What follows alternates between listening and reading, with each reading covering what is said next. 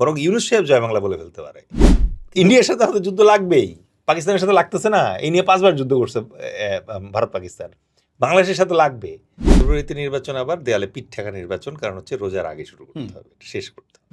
আলেপের মতো লোক গুম হওয়া লোকের স্ত্রীকে রেপ করছে রোজার দিনে।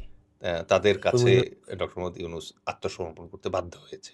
যে আমি যখন জুলাইতে আন্দোলন করছি তখন তো আসলে এনসিপি ছিল না। আমাদের সংসদ একটা মানিক মিয়া অ্যাভিনিউর এখানে আছে, আরেকটা কিন্তু কালো রঙের সংসদ দিল্লিতে আছে। যেই দেশের অস্তিত্ব আমরা চাই নাই এক সময়, এই দেশ শাসন করার সুযোগ আসছে আমাদের। গণভোট কি জাতীয় নির্বাচনে লেজিটিমেসি দিতে যাচ্ছে কিনা? পুরা বিপ্লবে সবাই বলছে যে পরিবারতন্ত্র থেকে বের হয়ে আসবে। জীবনে যিনি কোনোদিন সংসদে পা রাখেন নাই, তিনি এসে মাননীয় প্রধানমন্ত্রী হবেন আমাদের। এবং এবারে ইলেকশন কমিশন এই সংস্কার প্রস্তাবের একটাও মানতেছে না, ওরা আগের সিস্টেমে যাচ্ছে। মানে ফুল চাইলে কুলি ওরকম ব্যাপার কমও না। ওরকম সাহেব তো ঢাকা ব্যাংকের মালিক, উনি কিভাবে হয়েছেন এই প্রসঙ্গে তো যাওয়া যাবে না। তার মানে হচ্ছে একই খুরে মাথা মুন্ডানো তারা, এবং তাদের ভিতরে আন্ডারস্ট্যান্ডিং হচ্ছে এইবারের ট্রফি তুই নিবি, পরের বারের ট্রফি আমি। মাঝখানে এসে আওয়ামী লীগ করলো কি, হঠাৎ করে 4-5টা ট্রফি একাই নিয়ে গেল, ট্রফি কনসিকিউটিভ নিয়ে নিছে। সরকারি ব্যবস্থা করে ফেলছে, এইটা হচ্ছে টাকা খাওয়ার জায়গা। বেশ্যা পাড়ার যে দালাল আছে, সেই দালাল নিজের মাকে নিয়ে ব্যবসা করে না, কারণ দাদারা চায় না। হ্যাঁ, দাদা তো চাইবেই না। দাদারা তো আরেকটু ম্যানেজ করেই ফেলছিল সিকিমের মতো। শেখ হাসিনার রায় প্রাপ্য ছিল। ইভেন আজকের পেপারে আমি দেখলাম, সম্ভবত আমার দেশ পত্রিকায় সেটা দেখলাম যে রয়ের সাথে সরাসরি যোগাযোগ ছিল পলকের।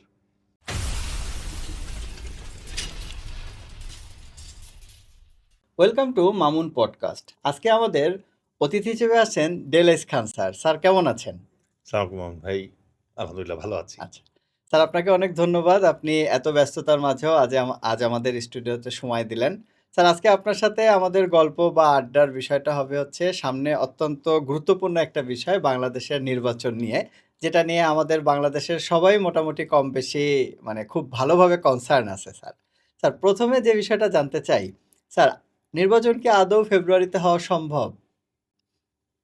ধন্যবাদ। এটা অত্যন্ত এখনকার বিলিয়ন ডলার কোশ্চেন, রাইট। এবং এই কোশ্চেনের উত্তর খুব স্ট্রেইট দেয়াটা একটু ডিফিকাল্ট, কারণ হচ্ছে পরিস্থিতি, প্রেক্ষাপট এবং শর্তগুলোর কারণে।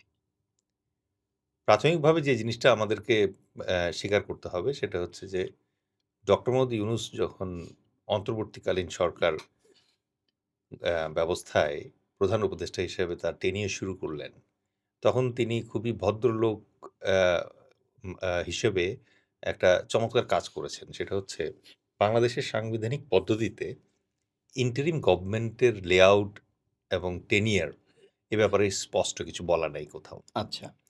তো এরকম উল্লেখ না থাকা অবস্থায় যখন কেউ এরকম নিরঙ্কুশ ক্ষমতা পায়, তখন তার পক্ষে এই ক্ষমতা কুক্ষিগত করার একটা আশঙ্কা থাকতেই পারে। সেই জায়গাটাতে ডক্টর মোহাম্মদ ইউনূস বিচক্ষণতার পরিচয় দিয়েছেন। তিনি শুরুতেই মানে একটা জিনিস পরিষ্কার করে দিয়েছেন, সেটা হচ্ছে যে 3টা বিষয়ে তিনি ফোকাস করবেন, তিনি এবং তার ইন্টারিম গভর্নমেন্ট ফোকাস করবেন। তার প্রথমটা হচ্ছে বিচার, দ্বিতীয়টা হচ্ছে সংস্কার, আর তৃতীয়টা হচ্ছে নির্বাচন। তো বিচার, আমরা একটা বিচার দেখতে পেলাম খুব রিসেন্টলি, যেখানে প্রাক্তন প্রধানমন্ত্রীকে ফাঁসির রায় দেয়া হয়েছে। সংস্কারে হযবরল অবস্থা। তারপরেও বেশ কিছু সংস্কার কমিশন তাদের রিপোর্ট জমা দিয়েছে, এবং ওই সংস্কার কমিশনের যে রিপোর্ট আছে সেই রিপোর্ট অনুযায়ী কাজ কোথাও হচ্ছে, কোথাও হচ্ছে না। তো রইল বাকি নির্বাচন। তো নির্বাচনের ব্যাপারে এখন আপনি যে প্রশ্ন করেছেন যে ফেব্রুয়ারি মাসে নির্বাচন হবে কিনা, আমরা এখন যখন পডকাস্ট করছি এখন হচ্ছে নভেম্বরের শেষ সপ্তাহে। Right sir. সো এই সময়টা থেকে আপনি যদি কল্পনা করেন, সামনে ডিসেম্বর মাস তফসিল ঘোষণা হবে, অ্যান্ড দেন জানুয়ারি মাস থাকবে, ফেব্রুয়ারিতে নির্বাচন। ফেব্রুয়ারিতে নির্বাচন আবার দেয়ালে পিঠ ঠেকা নির্বাচন, কারণ হচ্ছে রোজার আগে শুরু করতে হবে, শেষ করতে হবে। সুতরাং টাইমিং যেটা আছে ওটা মোটামুটি ফিক্সড, ডেটটা হয়তো এখনো ফিক্স হয়নি। প্লাস ডক্টর মোহাম্মদ ইউনূস এর ভিতরে আবার বিশাল মানে বোম বিস্ফোরণ করেছেন, সেটা হচ্ছে যে একই দিন গণভোটও হবে আবার জাতীয় নির্বাচনও হবে। তো একই দিন গণভোট এবং জাতীয় নির্বাচন যখন হয়, তখন আবারও মানে জনমনে এবং বিশ্লেষকদের মনে প্রশ্ন আসে, আপনি যে প্রশ্নটা করেছেন, যে নির্বাচন কি ফেব্রুয়ারিতে সম্ভব কিনা? হুম, তো প্রশ্ন আসলে প্রশ্নের ২ টা পার্ট। একটা হচ্ছে যে ফেব্রুয়ারিতে নির্বাচন হবে কিনা? দ্বিতীয়ত হচ্ছে ফেব্রুয়ারিতে নির্বাচন সম্ভব কিনা? মানে এটা গ্রহণযোগ্য এবং ফেয়ার নির্বাচন ফেব্রুয়ারি মাসে সম্ভব কিনা? তো এই জায়গাটাতে যেটা ক্লারিটির ব্যাপার আছে সেটা হচ্ছে যে ডক্টর মোহাম্মদ ইউনূসের তো ফেব্রুয়ারিতে নির্বাচন করার দায় আছে। অবশ্যই। কারণ উনি যেহেতু প্রতিশ্রুতি দিয়েছেন যে ফেব্রুয়ারি মাসে নির্বাচন হবে এবং বেশ কিছু রাজনৈতিক দলের প্রেশারও ছিল as soon as possible নির্বাচন যাওয়ার জন্য। আমরা ইন্টারিম গভর্নমেন্টটা শুরু যেভাবে করেছিল, যে এক্সপেকটেশন নিয়ে করেছিল, সেটা তো আর ইন্টারিম গভর্নমেন্ট ওই প্রেশারটা নিতে পারে নাই। ইভেনচুয়ালি বাংলাদেশের যে মেইন স্ট্রিম পলিটিক্যাল পার্টি ১ টা ২ টা আছে, তাদের কাছে ডক্টর মোহাম্মদ ইউনূস আত্মসমর্পণ করতে বাধ্য হয়েছে। হুম, তিনি লন্ডনে গিয়েছেন, দেখা করে আসছেন। তিনি বাংলাদেশে শিলং ফেরত যে মানে নেতৃত্ববৃন্দ আছে, তাদের প্রেশারের কাছে মানে হার মানতে বাধ্য হয়েছেন। আ ঐক্যমত কমিশনের নাটক অ্যা বলেন আর যাই বলেন সেটা প্রায় ১ বছর ধরে হলো। কিন্তু অ ১ বছর শেষে দেখা গেল যে বনস্পতি। হুম, যে মানে ওই ঐক্য আর আসেনি। অথবা কিছু ঐক্য আসছে, যেই ঐক্যে আবার নোট অফ ডিসেন্ট দেয়া আছে। এখন বিপদ হয়ে গেছে যেটা, সেটা হচ্ছে ডক্টর মোহাম্মদ ইউনূস বলছেন যে গণভোটের পাশাপাশি জাতীয় নির্বাচন একই দিনই হুম, করবেন। তো গাণিতিকভাবে যদি আপনি চিন্তা করেন, একজন ভোটার যদি ১ মিনিটে জাতীয় নির্বাচনে ভোটটা দিত, তাহলে ওইটার জন্য আরো ১ মিনিট লাগবে। হুম, তার মানে ওভারঅল টাইম লাগবে ডাবল। হুম, তার মানে একটা ভোট কেন্দ্রে যদি আপনার আ লামসাম আমরা ধরি যে ২,০০০ ভোটার, তারা আগে হয়তো ২,০০০ মিনিটে যে কাজটা শেষ করত, এটা হুম। এখন ৪,০০০ মিনিট ৪,০০০ মিনিট লাগবে। লাগবে। নির্বাচন কমিশন আবার গো ধরে বসে আছে যে নির্বাচন একদিনেই হবে আচ্ছা। এবং একদিনে সারা দেশেই হবে। এখন একদিনে সারা দেশে যখন নির্বাচন আপনি পরিকল্পনা করবেন, তখন নির্বাচন আয়োজনের একটা ব্যাপার আছে। নির্বাচন আয়োজনের সাথে কয়েকটা স্টেক হোল্ডার জড়িত। হুম, একটা তো হচ্ছে ভোটার, আরেকটা হচ্ছে নির্বাচন কমিশন। হুম, এবার নির্বাচন কমিশন যে আয়োজন করবে, এই আয়োজনের সাথে জড়িত আছে নিরাপত্তার বাহিনীগুলো। তার মানে নিরাপত্তা বাহিনীর ভেতরে সশস্ত্র বাহিনী এবং পুলিশ বাহিনী এবং বিজিবি, এই ৩ টা বাহিনী মিলে নিরাপত্তা প্রদান করবে। প্রশাসন এবং নির্বাচন কমিশন মিলে নির্বাচনটা আয়োজন এবং অনুষ্ঠান করবে। ভোটাররা ভোট কেন্দ্রে যাবে, ভোট দিয়ে চলে আসবে। এখন ফেব্রুয়ারিতে নির্বাচনের ক্ষেত্রে কি ধরনের সমস্যা আছে আমি বলি। ১ম আসি ভোটার এন্ডে। ভোটার এন্ডে সমস্যা হচ্ছে যে আপনি যদি রাস্তায় বের হয়ে সাধারণ মানুষ, আপনি চেনেন না খুব ভালো মতে। বাট ভোটের বয়স হয়েছে, হুম। মানে ভোটার। তাকে যদি জিজ্ঞেস করেন যে ডক্টর মোহাম্মদ ইউনূস যে ৪ টা বিষয়ে গণভোট করছে, এটার ব্যাপারে আপনি কি জানেন? অথবা কি বোঝেন? তাহলে আপনি টের পাবেন গণভোট কোথায় আছে। ঠিক আছে? আমি রিসেন্টলি জিজ্ঞেস করেছিলাম একজনকে যে গণভোটটা কেন হবে? তো বলল ইউনিয়নের চেয়ারম্যান ইলেকশনের জন্য হবে। এটা হচ্ছে একটা। দ্বিতীয়ত যেটা দেখলাম, বেশিরভাগ লোকজন বলতেছেন নট ভেরি ক্লিয়ার। এখনো জানে না যে পয়েন্ট ৪ টা, তাহলে ভোট ১ টা কেন? হুম, ঠিক আছে? অনেকে বলতেছে ৪ টার ভিতরে ২ টা যদি হ্যাঁ হয় আর ২ টা যদি না হয়, তাইলে কি আমি হ্যাঁ ভোট দিব না, না ভোট দিব? অনেকে আবার বলছে যে আমি যদি হ্যাঁ দেই, পাশে কি নোট অফ ডিসেন্ট দেওয়া যাবে? যে মানে ২ টা আমি হ্যাঁ, এক অথবা ৩ টা আমি হ্যাঁ, ১ টা আমি না। ওটা দেওয়ার অপশন আছে কিনা? অনেকের মনে প্রশ্ন আছে যে এত ঝামেলা করে মানে যদি না জিতে যায়, তখন কি হবে? তার মানে কি? এই হ্যাঁ এবং নার ভিতরে আসলে পাবলিক এক্সপেকটেশন হচ্ছে হ্যাঁ জিতুক। হুম। তাই তো? তো এই জায়গাটাতে আবার আরেকটা অদ্ভুত সমস্যা দেখলাম। অনেকে ভাবছে যে এই আমি জিজ্ঞেস করলাম একজনকে যে, "এই নির্বাচনটা, এই যে গণভোটটা হবে, এই গণভোটটা কিসের?" তো কেউ বলছে যে, হ্যাঁ এবং না টা ডিপেন্ড করতেছে হচ্ছে এনসিপি কত ভালো পারফর্ম করতেছে তার উপরে। পয়েন্ট। ঠিক আছে? তার মানে এই হ্যাঁ এবং নার সাথে একটা পলিটিক্যাল পার্টির পারফরম্যান্স জড়িত হয়ে গেছে এখানে। তার মানে এটা নিয়ে হিউজ একটা মানে ডিলেমা কাজ করছে। তো এই ডিলেমাটা ভাঙার দায়িত্ব কার? ডক্টর মোহাম্মদ ইউনূস তার ভাষণে যখন এই ৪ টা পয়েন্ট বলল, তখনই তো ২ বার উনি ধাক্কা খাইছে। হুম, কারণ এত বড় জিনিস। দ্বিতীয়ত হচ্ছে যে আমরা তো পলিটিক্যাল সায়েন্সের প্রফেসর না সবাই। আমরা তো সাধারণ মানুষ। আপনি হ্যাঁ, না ভোট কখন দিবেন? আপনি ডিনার করবেন? হ্যাঁ, না। হুম, তাই তো? আপনি মানে কক্সবাজারে বেড়াতে যাবেন? হ্যাঁ, না। It should be simple like that. কিন্তু আপনি যখন মনে করেন যে ৪ টা ক্রাইটেরিয়া দিবেন, যে ৪ টার আবার ৪ রকমের আনসার হতে পারে, তখন এটা কিন্তু একটা হিউজ কনফিউশন ক্রিয়েট করে। নেক্সট যেটা হচ্ছে, এই কনফিউশন ক্লিয়ারেন্স এর দায়িত্ব কার? কেউ বলছে এটা এনসিপির দায়িত্ব। কেউ বলছে না, এটা প্রত্যেক পলিটিক্যাল পার্টির দায়িত্ব। তো এখন আমার যে পলিটিক্যাল পার্টি আছে, ওই পলিটিক্যাল পার্টি কেন্দ্র যদি মনে করে যে হ্যাঁ, আম মানে জয়যুক্ত করতে হবে, তাহলে তো আমি আমার কর্মীদেরকে হ্যাঁ স্টাইলে বুঝাবো। হ্যাঁ, আবার আমরা যদি মনে করি যে না, না এখানে জয়যুক্ত করা দরকার, তাহলে আমি না জয়যুক্ত করার চেষ্টা করব। তো এই দায়িত্ব কি তাহলে পলিটিক্যাল পার্টির আছে? হুম, না। যদি তা না হয়ে থাকে, তাহলে কি এটা ইন্টারিমের দায়িত্ব হুম, ক্লিয়ার করা?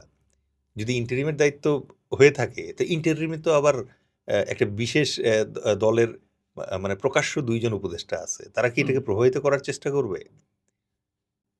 নেক্সট হচ্ছে, অনেকেই এটাকে বলতেছে না, আপনি যদি জুলাইকে সম্মান না করেন, তাহলে না দিবেন। হুম, আর যদি জুলাইকে সম্মান করেন, তাহলে আপনাকে হ্যাঁ দিতেই হবে। That is another pressure. Other pressure right. যে আমি যখন জুলাইতে আন্দোলন করছি, তখন তো আসলে এনসিপি ছিল না। না, এনসিপি তো পরে রাজনৈতিক দল হিসেবে গণভোটও আসছে। ছিল না। তখন গণভোটের ব্যাপার ছিল না। এখন আমার ওই স্পিরিটটাকে এইখানে যখন আপনি মানে মানে মিসইউজ করার চেষ্টা করছেন।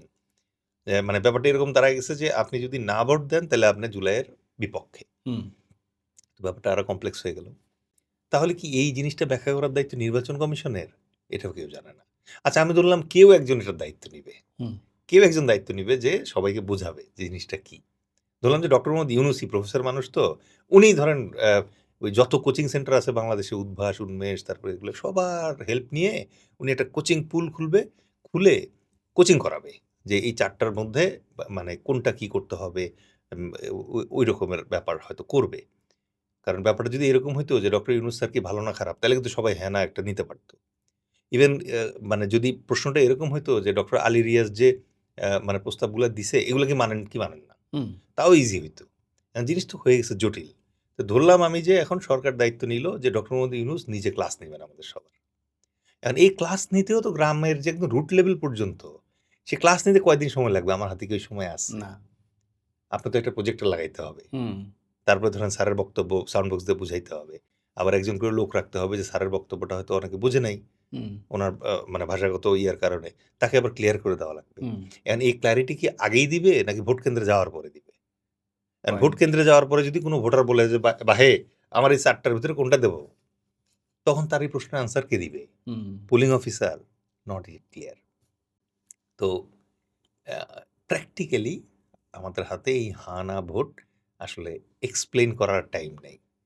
এটা ঐতিহাসিক একটা অদ্ভুত কাজ হচ্ছে, যেখানে আমরা আ জোর করে এরকম একটা ভোট দেওয়ার চেষ্টা করতেছি, যেটা সম্পূর্ণ অগণতান্ত্রিক এবং উন্নত বিশ্বে এই ধরনের প্রেসিডেন্স আমি আর কোথাও এখন পর্যন্ত পড়ে পাই নাই। যে হানা ভোট হচ্ছে, রেফারেন্ডাম যেটাকে আমরা বলি, হুম, গণভোট হচ্ছে, সেখানে ৪ টা মাল্টিপল চয়েস কোয়েশ্চেন, যেখানে আবার ৪ টার সেপারেট আনসার হতে পারে। ১৬ টা আনসার হতে পারে হতেই টোটাল। পারে। So there are sets. Sets. তো এই যে মনে করেন যে জটিল মানে অঙ্কের ভেতরে সরকার আমাদেরকে ফেলে দিলেন, এইটার আসলে আর কোনো ছুটকারা নাই। এখন আসলে ওই অন্ধের মতোই আসলে লোকজন হয়তো ভোট দিতে যাবে। এবার আসি, ভোটার ভোট কেন্দ্রে ঢুকলো। ব্যালট পেপার কি একটা হবে না ২ টা হবে? মানে একই ব্যালট পেপারের এক পাশে হা-না ভোট, আরেক পাশে ওই জাতীয় নির্বাচনের প্রার্থীর ভোট হবে?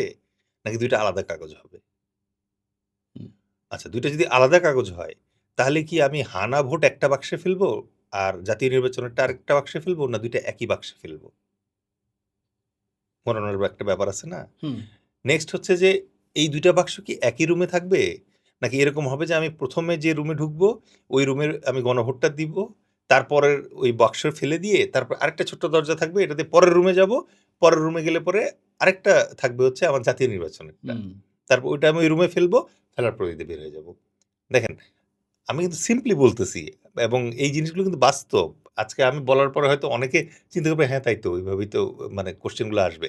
বাট এগুলো প্ল্যান এবং মানে চিন্তা করার দায়িত্ব কার?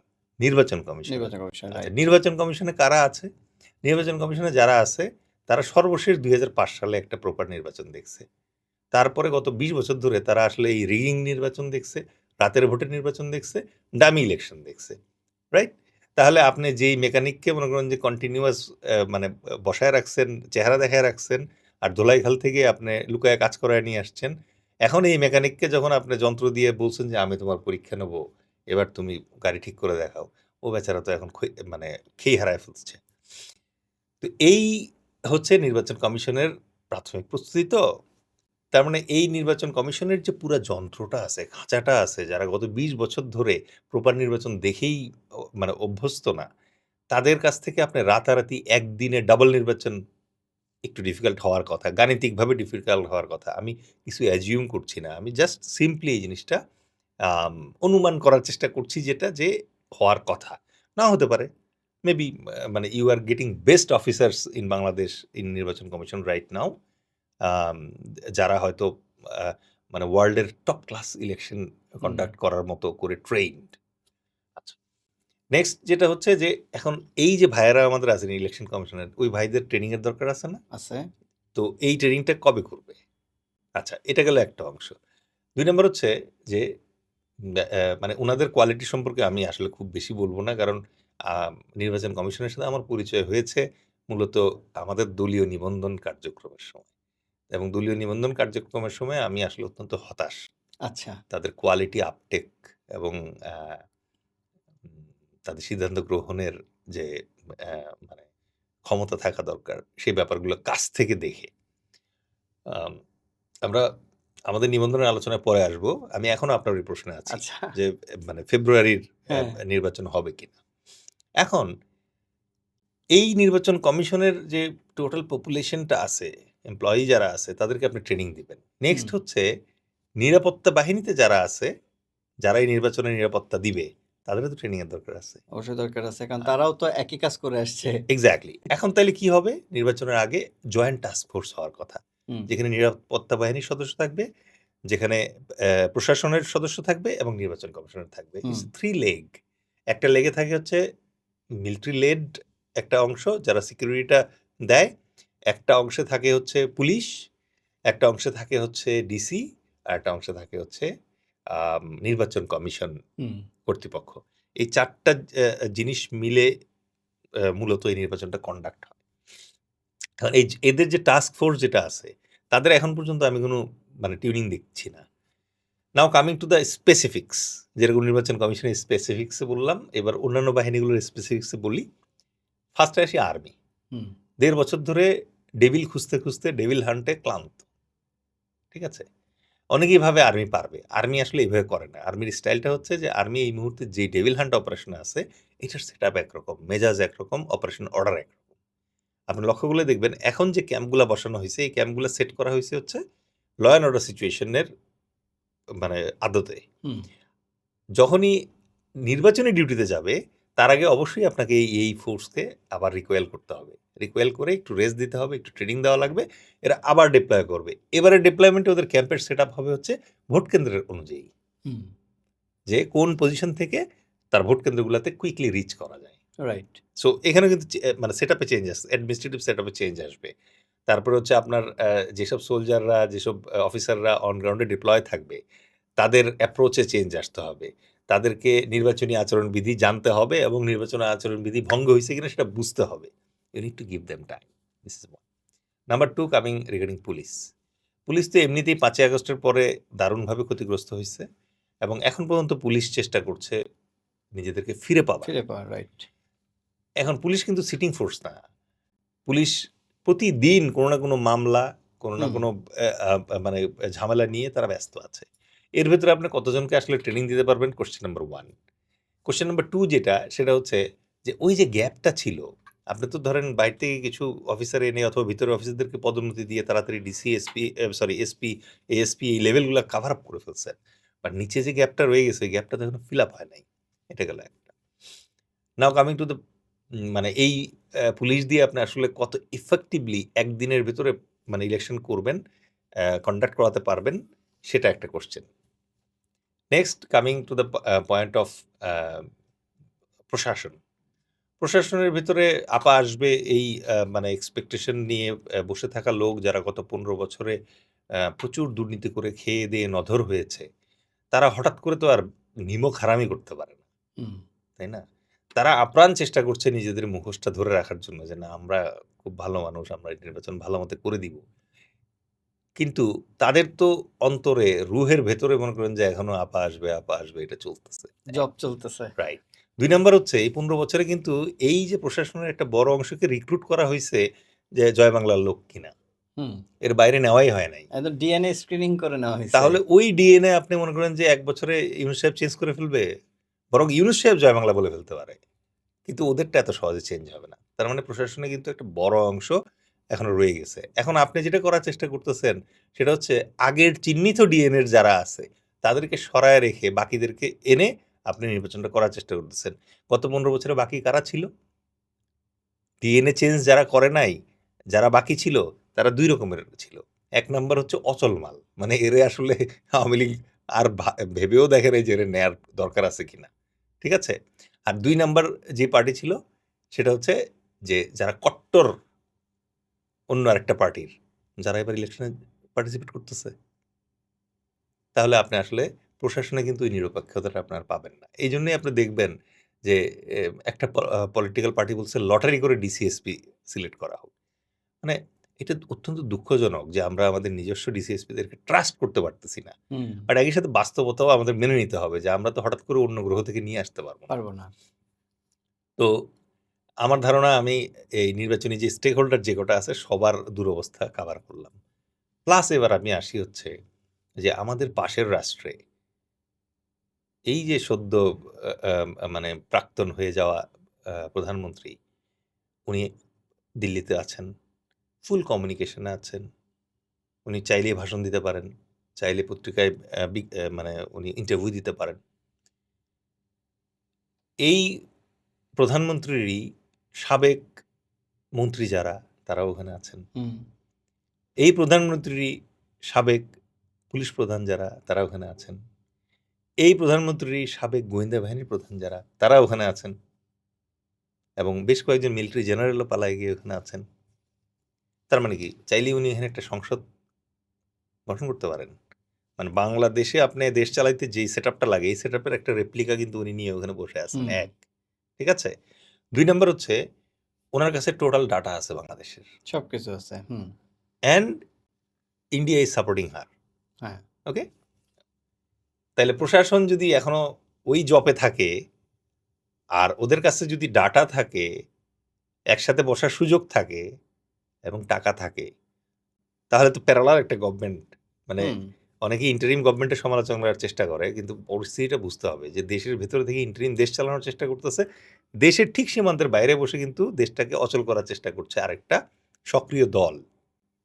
আওয়ামী লীগ তো এখন মোটামুটি আপনি বলতেই পারেন যে সদল বলে ওখানে আছে হুম, এবং আমাদের সংসদ একটা মানিক মিয়া এভিনিউর এখানে আছে। আরেকটা কিন্তু কালো রঙের সংসদ দিল্লিতে আছে। ওখান থেকে অর্ডার আসতেছে। আচ্ছা, ওরা কি করতে পারে? ওরা নাশকতা করতে পারে। কেন করতে পারে? কারণ ভারত তাদেরকে থামাচ্ছে না। তার মানে ভারতের রয়ের সাপোর্ট পাচ্ছে, ভারতের মিলিটারি সাপোর্ট পাচ্ছে, ভারতের মিডিয়ার সাপোর্ট পাচ্ছে, ভারতের বুদ্ধিজীবীদের সাপোর্ট পাচ্ছে। এই ৪ ধরনের সাপোর্ট নিয়ে তারা ওখানে বসে আছে যে নির্বাচনটা আসতেছে। এই নির্বাচনটা কি তারা মানে সফলভাবে অনুষ্ঠিত হতে দিতে চায়? চাওয়ার কি কোনো কারণ আছে? হুম, যদি না থাকে তার মানে থ্রেট আছে।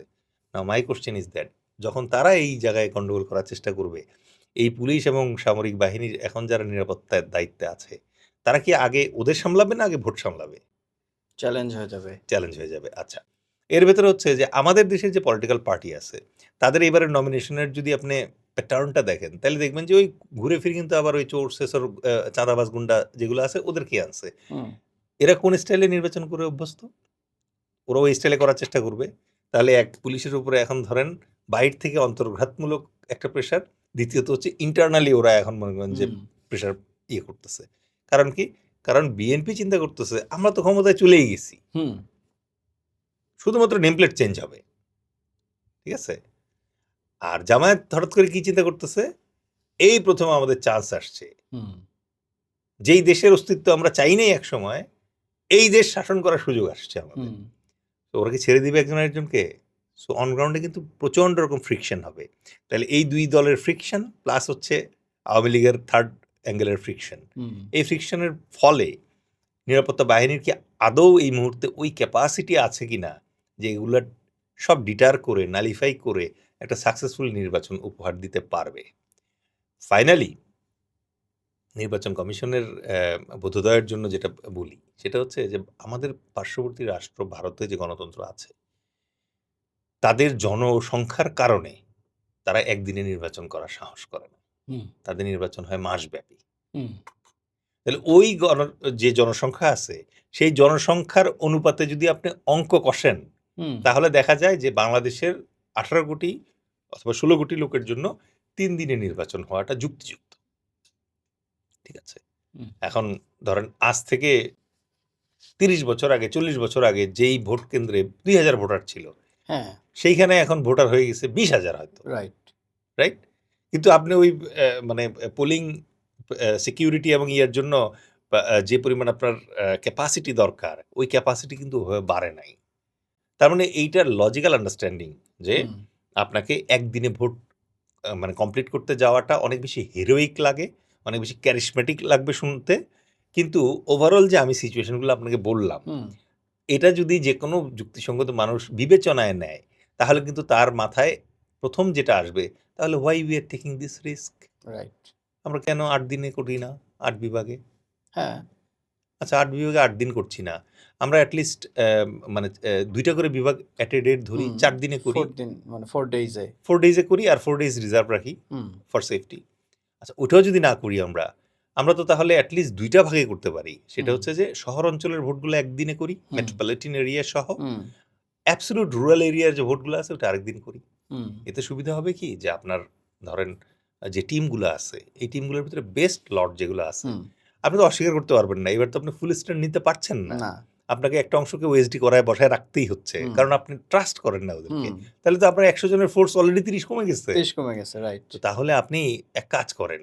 ওই ৭০ জন দিয়ে ডিউটি না করে তাহলে ৫০ জন প্ল্যান করেন, বাট ২ বারে করেন, হুম ৩ বারে করেন। এটা তাহলে আপনার ক্রেডিবিলিটি বাড়বে। ক্রেডিবিলিটি বাড়বে একই দিনে আপনি নির্বাচন পর্যবেক্ষক সারা দেশে না দিয়ে আপনি হুম ৪ দিনে ৪ জায়গায় পাঠান। ওই নির্বাচন পর্যবেক্ষকরাই ঘুরে, ঘুরে গেল।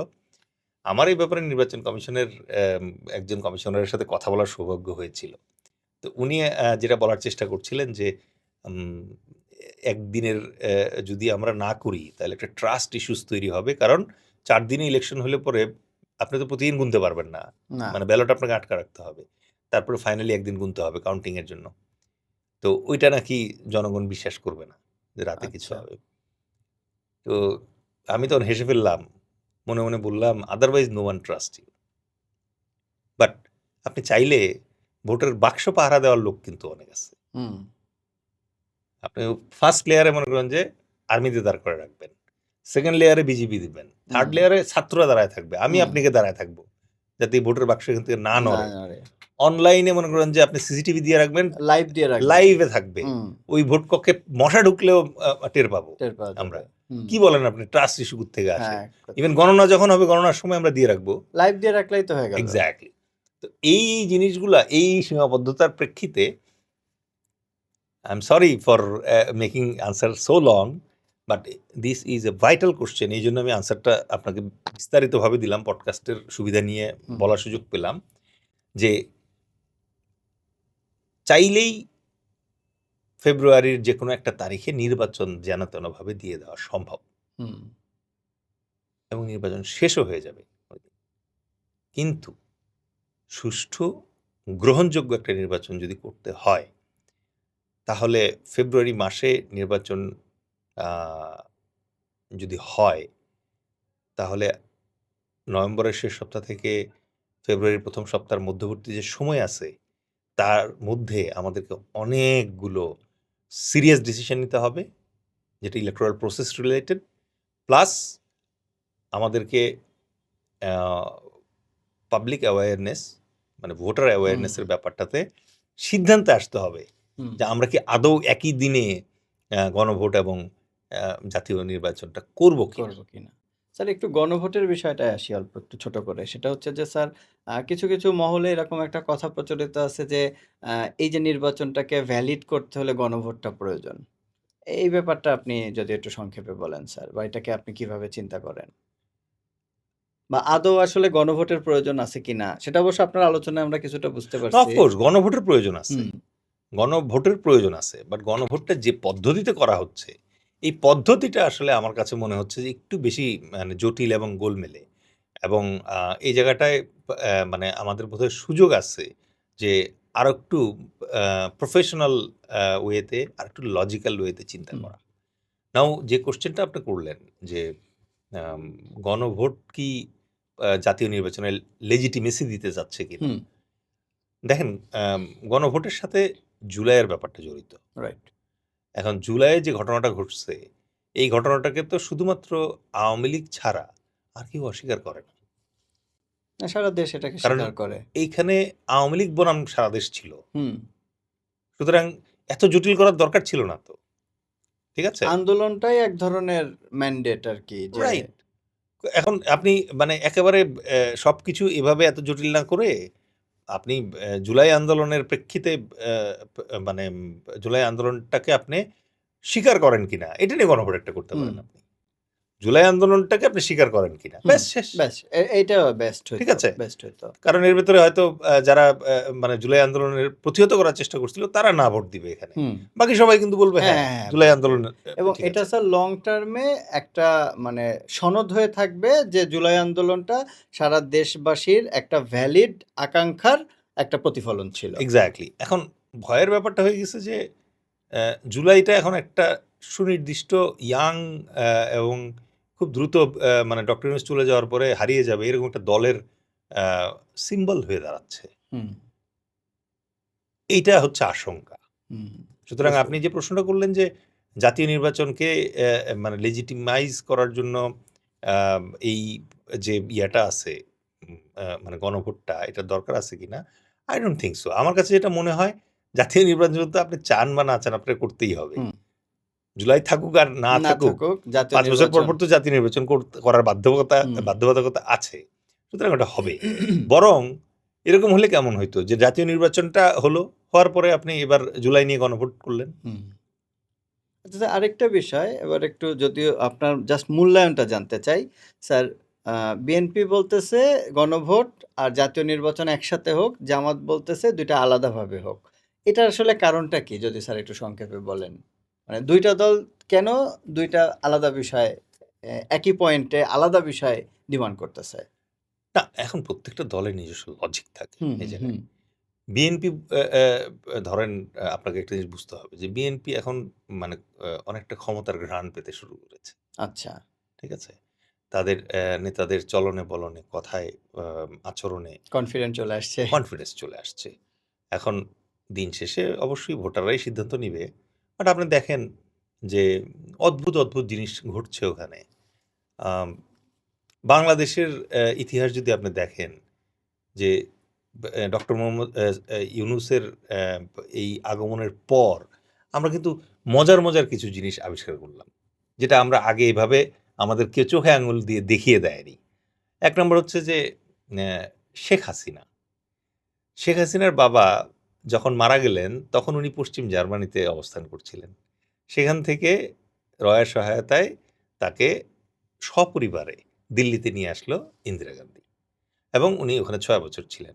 ৬ বছর ইন্ডিয়া দিল্লিতে থাকার ফলে আম অনেকে এখন প্রশ্ন তোলে যে, শেখ হাসিনা যদি ৬ বছর ইন্ডিয়াতে থেকে ২২ বছর বাংলাদেশ শাসন করতে পারে, তাহলে এই বিএনপিরই অনেকে বলে যে ভবিষ্যৎ প্রধানমন্ত্রী সালাউদ্দিন সাহেব, উনি ৯ বছর ছিলেন শিলংয়ে। তাহলে উনি কত বছর এই দেশ শাসন করবেন? পয়েন্ট। রাইট? অনেকে আবার বলছে না, দিল্লিতে থাকা আবার শিলংয়ে থাকা ২ টার ভিতরে পার্থক্য আছে। শিলং কি দিল্লির হ্যাঁ, আওতার বাইরে? মানে দিল্লিতে থাকার কারণে উনি যদি ২২ বছর থাকেন, তাহলে শিলংয়ে ৯ বছর থাকার কারণে উনি ৩৩ বছর থাকবেন, ওরকম নয়, কম হবে একটু। কম হবে। অনেকে আচ্ছা। এরকম বলছে। অনেকে আবার বলছে যে দিল্লি এবং শিলংয়ে যদি ওরা ৬ বছর এবং ৯ বছর থাকেন, তাহলে তারেক রহমান তো ১৭ বছর লন্ডনে ছিলেন। তাহলে উনার কি হবে? সেটা তো আরো বড় এন্টিটি। ঠিক আছে? সুতরাং এই জায়গাটাতে এসে বিএনপির ব্যাপারে আমি দেখলাম যে কিছু জিনিসের অঙ্ক মেলে না। হুম। যেমন পুরা বিপ্লবে সবাই বলছে যে পরিবারতন্ত্র থেকে বের হয়ে আসবে। whereas বিএনপি প্রকারান্তে সবাইকে বিলিভ করানোর চেষ্টা করছে যে রাজ সিংহাসন রেডি থাকবে, রাজকুমার এসে নামবে, রাজ্য অভিষেক যেভাবে হয় সেভাবে রাজ্য অভিষেক হবে। জীবনে যিনি কোনোদিন সংসদে পা রাখেন নাই, তিনি এসে মাননীয় প্রধানমন্ত্রী হবেন আমাদের। এটা অনেকে মেনে নিচ্ছে। অনেকে মেনে নিতে পারছে না। এখন কোনটা যে সঠিক, এটা কিন্তু আমি বলতে পারব না। এটা বলতে পারবে দেশের জনগণ, কারণ ভোটটা তারা দিবেন। রাইট। ঠিক আছে? একই রকমভাবে জামায়াতের ক্ষেত্রে যে প্রসঙ্গটাতে আমরা আসব, সেই প্রসঙ্গটাতে দেখা যাচ্ছে যে জামায়াতে ইসলাম একটা দল, যেই দলটা ধর্মভিত্তিক রাজনীতি করে। হুম। বাংলাদেশের মানুষ কিন্তু ধর্মভীরু, হয়তো অতটা ধার্মিক না। যেরকম ধরেন আজান দিলে পরেই আমাদের সব দোকানপাট ক্লোজ হয়ে যায়, আমরা সবাই মসজিদে চলে যাই। হয়তো ওরকম হয় না। বাট বাংলাদেশের মানুষ কিন্তু ধর্মভীরু। রাইট। আমরা সবাই হয়তো একটা নির্দিষ্ট দেশের যে জোব্বা, জামা, বোরকা, হিজাব স্টাইল সেটা ফলো করি না। আমাদের নিজস্ব পোশাকের স্টাইল আছে। আছে। এবং এটা কিন্তু গড়ে উঠছে আমি আপনি পছন্দ করি সেই জন্য না। এখানকার জলবায়ু হুম। এবং এখানকার মানে চলাফেরা যেটা আছে তার উপরে বেইস করে এটা গড়ে উঠছে। এই একই পরিক্রমায় এসে দেখা যাচ্ছে জামায়াতের প্রসঙ্গে যদি আসি, হুম। সাধারণ মানুষ বিভিন্ন ধরনের আশঙ্কায় ভোগে। আমাদের নারীরা, আমাদের যারা আছেন, পুরুষ যারা আছেন, ভোটার যারা আছেন, তারা ভাবে যে ধর্মীয় ব্যাপারে জবরদস্তি হয় কিনা। হুম। সংখ্যালঘু যারা আছে, বিধর্মী যারা আছে, তারা তো ভয় পায়ই। পাশাপাশি যারা লিবারেল হুম। মুসলিমস, তারাও একটু আশঙ্কা বোধ করে। বুঝতে পারছি। নেক্সট হচ্ছে যারা হিস্ট্রির ব্যাপারে অ্যাওয়্যার, তারা তাদেরও একটা মনোকষ্ট আছে। যে, যে দেশে মনে করেন যে মুক্তিযোদ্ধারা এখন পর্যন্ত মানে অপদস্থ হচ্ছে কোথাও, এখনো সঠিক সম্মানটা পাচ্ছে না। সেই জায়গায় একজন রাজাকার মনে করেন যে ফ্ল্যাগ লাগায়া মনে করেন যে ঘুরে বেড়াবে, এটা দেখতে তাদের খারাপ লাগে। হুম। এই খারাপ লাগাটাকে আপনি ব্যাখ্যা করতে পারবেন না। হুম। ঠিক আছে? কিন্তু এই খারাপ লাগাটা আছে, আমরা দেখি। তারা মানে একদম অন্তরের অন্তঃস্থল থেকে এই জিনিসটাকে নিতে পারে না। হুম। এটা হয়তো আরো ৫০-১০০ বছর লাগবে, যখন একেবারে ফ্রেশ ব্লাড যারা যারা আসছে, হুম। যারা ৭১ এ দেখেই নাই, ৭১ কে বুঝেই নাই, তারা হয়তো একসময় জিনিসটাতে চেঞ্জ একটা আনবে। সময় স্যার আরো সহনশীলতাও আরো চলে আসবে। সহনশীলতা আসবে। বাট মানুষের মানুষের ডেমোক্রেসি ভেতরে আবার ডেভেলপ করবে। একটা জিনিস কন্ট্রাডিকশন কাজ করে। সেটা হচ্ছে যে রাজনীতি আর ধর্ম তো এক না। যদি একই হইতো, তাহলে তো একই হইতো। তাহলে আপনি রাজনীতির কার্ড দেখায়া কি ধর্ম পরিবর্তন করতে পারবেন কারো? যদি তা না পারা যায়, তাহলে আপনি ধর্মের কার্ড দেখায়া কারো রাজনীতি কেন করার চেষ্টা করবেন? হুম। ধর্মটাকে আপনাকে অ্যাবসোলিউটলি জীবনাচারের ভেতরে রাখতে হবে। আমি একটা সার্টেন ধর্ম পালন করি বলে আমাকে ওখানে ভোট দিতে হবে। আচ্ছা। এইরকম একটা মানে টেন্ডেন্সি চলে আসলে হুম। এটা একটা খারাপ জিনিস। ২ নম্বরে আরেকটা জিনিস হচ্ছে যে আমি ইদানিং দেখি যে আ কিছু, কিছু অ্যা আ জায়গায় যে ওরা এই কাজ করছে, ওই কাজ করছে। তো এই কাজগুলো করার কারণে আ লোকজন ভাবতেছে যে এরা বোধহয় মাসিহা হিসেবে আসতেছে, হুম। দেশটাকে উদ্ধার করে দিবে। সঠিক কাজ করলে সবাই এটা অ্যাপ্রিশিয়েট করে। হুম। ভালো কাজ করলে সবাই এটা একজন ফুটপাত থেকে চাঁদা নিত। এটা কি আমি কখনো সমর্থন করেছি? না। করি নাই। এখন আরেকটা দল আসছে ফুটপাতটাকে ক্লিয়ার রাখতেছে। অ্যাপ্রিশিয়েবল। আমি এটা হুম। অ্যাপ্রিশিয়েট করব। এটা সঠিক কাজ। এটা করা উচিত। দ্যাট ডাজন্ট মিন দ্যাট মানে এইটার কারণে আমি আপনাকে মনে করেন যে স আ আমার দেশের রাষ্ট্র পরিচালনার যে দায়িত্ব আছে সেটা আপনাকে তুলে দিব। এখন আমাদের সমস্যা হয়ে গেছে ওই জায়গাটাতেই। যে আমাদের তো যখন ব্যালট পেপারে ভোট দিতে যায় মানুষ, ওখানে মার্কা দেয়া থাকে। হুম। ওখানে কিন্তু প্রার্থীর ছবি দেওয়া থাকে না। না। প্রার্থীর নাম দেয়া থাকে না। একটা সময় ছিল যখন কাগজ প্রিন্টিং এর খরচ অনেক বেশি ছিল। হুম। এখন কিন্তু এই না, সমস্যাটা না হওয়ার এখন কথা আর না। সমস্যা নাই। হুম। বাট এখনো দেখবেন হ্যাঁ। এই সুবিধাটা সবাই নেওয়ার চেষ্টা করে। স্যার ভালো একটা কথা বলছেন। আপনার এই কথা ধরেই যাই। স্যার মার্কা নিয়ে লাস্ট কিছুদিন আমরা অনেক নাটক দেখছি রাজনৈতিক অঙ্গনে। কাউকে এই মার্কা দেওয়া হোক, কেউ এই মার্কা পেল, পেল না এইটা নিয়ে। তো আসলে স্যার মার্কার বিষয়টা আসলে কেমনভাবে নির্ধারিত হয়? আমি কি চাইলেই যেকোনো মার্কা আমি নিতে পারবো? বা আমাকে মার্কা দিতে অসুবিধা কোথায়? আবার মার্কা হচ্ছে নির্বাচন কমিশনে এনলিস্টেড থাকতে হয় এরকম একটা ব্যাপার আছে যে এই কয়টা মার্কা হিসাব আছে এর ভিতর থেকে নিতে হবে। এই বিষয়টা যদি একটু সংক্ষেপে বলতেন স্যার। ধন্যবাদ। মার্কার ব্যাপারটা হচ্ছে যে একটা দল যখন নিবন্ধন পায়, হুম, মানে বাংলাদেশে রাজনীতি করার জন্য আপনার নিবন্ধনের দরকার নেই। আপনি যখন একটা দল হিসেবে একাধিক প্রার্থী নিয়ে হুম, আপনি ন্যাশনাল ইলেকশনে অবতীর্ণ হবেন, হুম। তখন আপনার দলের নির্বাচন কমিশনের নিবন্ধন প্রয়োজন হবে। আচ্ছা, এই নির্বাচন কমিশনের নিবন্ধনের বাধ্যবাধকতা ২০০৮ সাল থেকে চালু হয়েছে। তার আগ পর্যন্ত এটাও লাগতো না। আচ্ছা। আপনি মনে করেন যে মামুন পার্টি একটা দাঁড় করাইলেন, you can just go and মানে hmm, participate in the election. No one bothers. So এটা হচ্ছে মানে নিবন্ধনের বাধ্যবাধকতা যেটা। নিবন্ধনের এই বাধ্যবাধকতায় এসে একটা জিনিস মানে আমাকে আ আ একটু বলতেই হচ্ছে। সেটা হচ্ছে ২০০৮ সালে যে নিবন্ধনের শর্তগুলো তৈরি করা হয়েছে, এগুলো অ্যাকচুয়ালি তৈরি করেছে হচ্ছে এই শেখ হাসিনার বুদ্ধিজীবীরা। হুম। এবং তারা তখন নিশ্চিত করেছে যে নতুন কোনো দল যাতে আর সহজে নিবন্ধন না পায়। আচ্ছা। যেমন উদাহরণস্বরূপ আমি বলি যে আপনি যদি আজকে একটা নতুন দল করতে চান, তাহলে আপনাকে ২২ টা জেলা অফিস এবং ১০০ টা উপজেলা অফিস উপস্থাপন করতে হবে। আপনার একটা ছোট দল, আপনার এখন ফান্ড নাই, কিছু নাই। আপনি কল্পনা করে দেখেন যে ১২২ টা অফিসের প্রতি মাসে ৳৫,০০০ করেও ভাড়া দিলে পরে আপনার কত হুম, টাকা ভাড়া দেয়া লাগবে? অনেক টাকা। এর পরিকল্পনা করেই রাখছে যে পলিটিক্সে আসলে পরে যেন দুর্নীতি করতে বাধ্য হন আপনি। ঠিক হ্যাঁ, আছে? এগুলো তো ইনভেস্টমেন্ট হিসেবে দেখবে, হিসাব করে রাখবে, পরে এটা থেকে বেনিফিট নেওয়ার চেষ্টা করবে। এক্সাক্টলি। ২ নাম্বার হচ্ছে আপনি নিবন্ধন চাইতে গেছেন। এই স্টেজে এসে মানে আপনি কিভাবে ১২২ টা উপজেলা অফিস মানে ২২ টা জেলা অফিস, ১০০ টা উপজেলা অফিস রাতারাতি করতে পারবেন আপনি? এটা করার জন্য তো আপনার সেই টাইমটা লাগবে। হুম, তার মানে হচ্ছে এই ১২২ টা অফিস ক্রিয়েশন এর জন্য আপনি আসলে মেবি শত, শত বছর ওয়েট করতে হবে আপনাকে। রাইট। তারপরে গিয়ে আপনি ওটা করতে পারবেন। যাই হোক, এইবার নির্বাচন কমিশনের সংস্কার কমিশন যেটা হয়েছিল, সেই সংস্কার কমিশন একটা লজিক্যাল কাজ করেছে। কি লজিক্যাল কাজ করেছে? তারা বলেছে যে ৫ টা জেলা অফিস, হুম, ২৫ টা উপজেলা অফিস যদি দেখাতে পারে, তাহলে এটা দিয়ে দেওয়া উচিত। হুম। এইটাও অনেকের জন্য কঠিন। হ্যাঁ, কথার হ্যাঁ। কথা। আপনি ওই যে কয়েকদিন আগে বাইক নিয়ে আপনি ক্রেওকারডাঙ্গা ঘুরে হ্যাঁ, আসলেন। হ্যাঁ, হ্যাঁ। ৩ টা পার্বত্য জেলার নিয়ে আপনি রাজনীতি করতে চান। হুম, কথার কথা। হুম। ঠিক আছে? তাইলে আপনার ২২ টা জেলার অফিসের দরকার কি? আপনার তো ৩ টা জেলাই করবেন হ্যাঁ, আপনি। স্যার পৃথিবীর বিভিন্ন বড়, বড় দেশে বা ইভেন আমাদের পার্শ্ববর্তী দেশগুলোতেও অনেক জায়গার অনেকগুলো পার্টি আছে লোকাল যারা পার্টি। লোকালি অনেক স্ট্রং। কেজরিওয়ালের যে পার্টি, হ্যাঁ, হ্যাঁ, হ্যাঁ, লোকালি আম আদমি স্ট্রং। পার্টি। তারা হচ্ছে মানে পুরো পুরো সারা দেশব্যাপী জাতীয় রাজনীতি করেই না। এবং মজার ব্যাপার হচ্ছে আপনি ২০২৪ সাল ২৪ সালের ৫ই আগস্টের পর থেকে অদ্যাবধি আপনি যদি দেখেন যে কয়টা পলিটিক্যাল পার্টি সম্ভবত ৮ টা পলিটিক্যাল পার্টি হুম, ইয়ে পাইছে, এই নিবন্ধন পাইছে। এর ভেতরে ৬ টা পলিটিক্যাল পার্টি আছে যারা কোর্ট থেকে নিবন্ধন পাইছে। আচ্ছা, এবং কোর্ট থেকে যখন আপনি নিবন্ধন নিয়ে আসবেন তখন আপনার কিন্তু একটা অফিসে দেখাইতে হবে না। ওকে।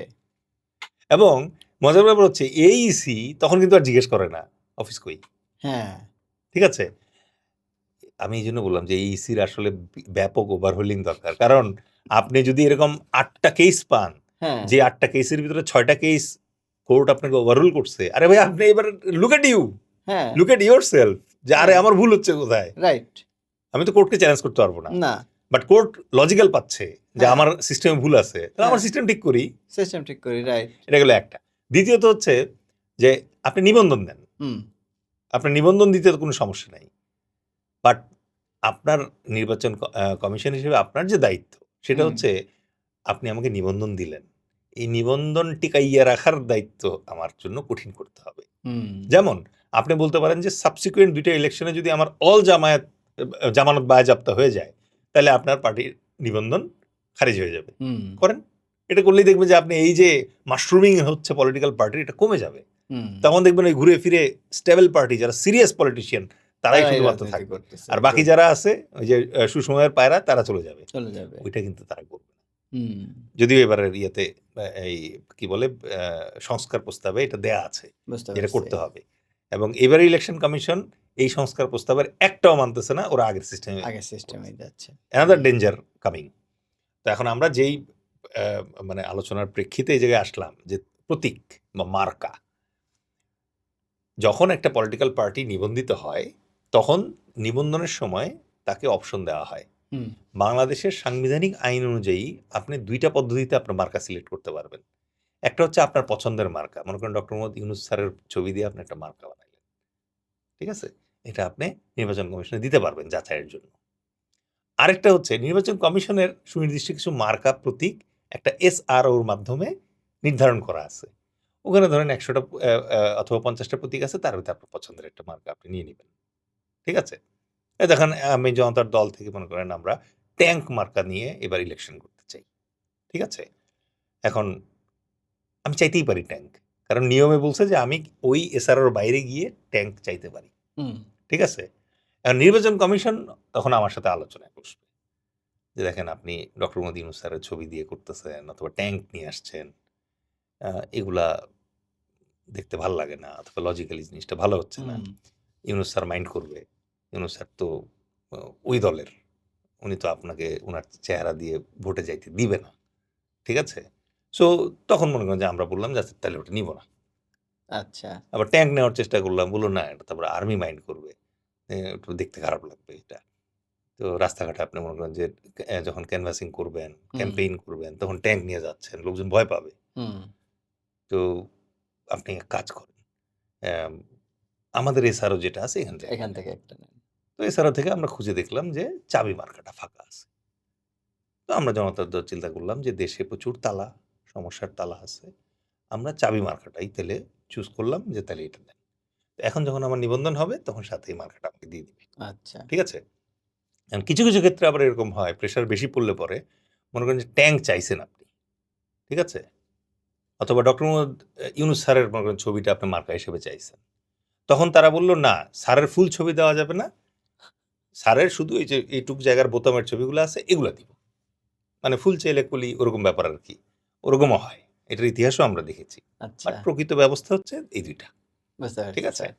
স্যার ছোট, ছোট দলগুলো অনেকগুলো এবার নির্বাচনে সক্রিয় হয়ে উঠেছে। যারা হয়তো আগে যাদের নাম আমরা শুনতে পাইনি, এখন আমরা শুনতে পাচ্ছি মিডিয়ার কল্যাণে। স্যার এই ছোট, ছোট দলগুলোর মানে সামনের নির্বাচনে তাদের অবস্থান এবং তারা আসলে কতটুকু ইমপ্যাক্ট ফেলবে বলে আপনি মনে করেন স্যার? অন্যান্য দলের আমি পলিটিক্যাল সায়েন্সের ছাত্র হিসেবে আ আ তারা কেন নতুন, নতুন পলিটিক্যাল দল করছে সেটার ব্যাপারে হয়তো একটা আন্দাজ করতে পারি। বাট আমি ওটাতে যাব না। আচ্ছা। আমি আমাদের আন্ডারস্ট্যান্ডিংটা বলি। জি। আমাদের আন্ডারস্ট্যান্ডিং যেটা ছিল সেটা হচ্ছে ৫ই আগস্টে তো আমরাও রাস্তায় নামলাম। রিটায়ার্ড মিলিটারি হুম, অফিসার্স হুম। কমিউনিটি যারা আছে। নামার পরে আমরা যখন দেখলাম যে দেশটা একটা ফ্যাসিজম মুক্ত হলো, তখন আমরা ঘরে ফিরে গেলাম। ঘরে ফিরে গেলাম এবং আমরা চাইলাম যে doctor Mohammad Yunus must settle the issue. তো এই প্রসেসের ভেতরে হঠাৎ করে আমাদের কয়েকজনের ভেতরে একটা উপলব্ধি আসলো। যে আচ্ছা দেশটা তো এই মুহূর্তে রিবিল্ড একটা ফেইজে আছে। রিবিল্ড একটা ফেইজের সময় আমাদের ২ টা জিনিস দরকার। একটা হচ্ছে কাজ জানা লোক দরকার, যারা দেশটা আবার পুনর্গঠন করতে পারবে। দ্বিতীয়ত হচ্ছে আমাদের সকল আম সমস্যার মূল হচ্ছে আমাদের যে সংসদ সদস্য ৩৫০ জন আছে না?